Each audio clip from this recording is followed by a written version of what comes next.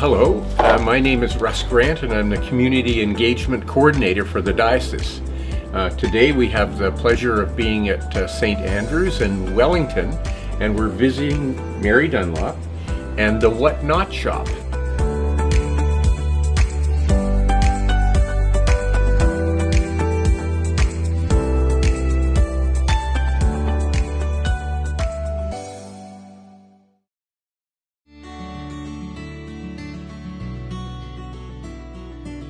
I'd be interested to start off, Mary. Just tell us a little bit about the history behind this place. Well, it started with our Reverend David Hawkins and Mrs. Annie Harrington.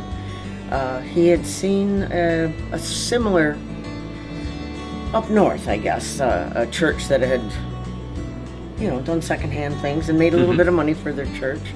So that was in 1971 or 72, and it's been thriving ever since.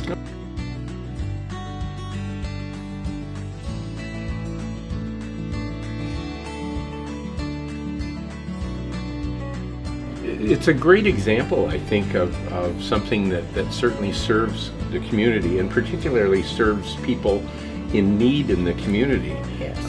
And on the other side, it's also generating income for the church. Yes, for the church. I'm surprised a little bit. We do have other congregations that have shops like this, but not very many in the diocese. So I hope some people watching this, it might be an inspiration to say, gee, maybe that is something that we could do. What you need first, I guess, is volunteers and people to bring you donations. Yes. And I think most of this started out with our congregation for donations.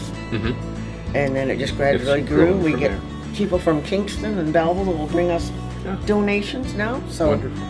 It all helps. So if you were coaching a parish that might be thinking about doing something like this, what are the things that you would tell them that are your biggest sort of lessons learned or coaching advice?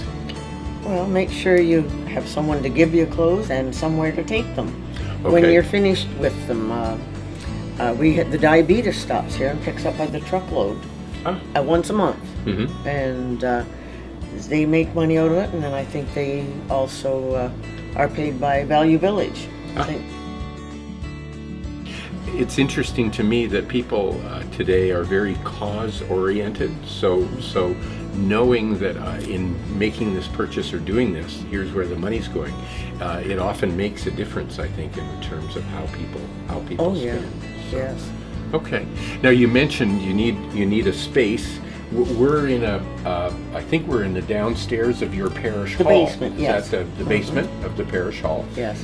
Which might otherwise just be storage or not a well-used area. So, and it's chock full when we look around. It is.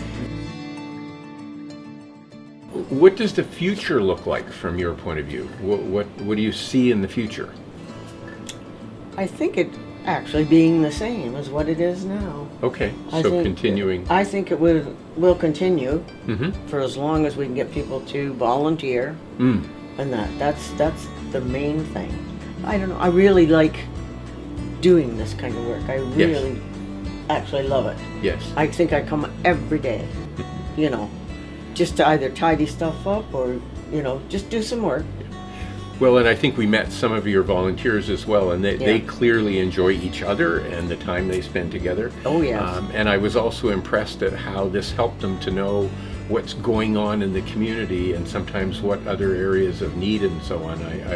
One of them was saying how they had been trying to find footwear for some of the migrant workers. Mary, thank you very, very much. Certainly appreciate your time and appreciate the work that you do in connecting with this community and making a very real difference.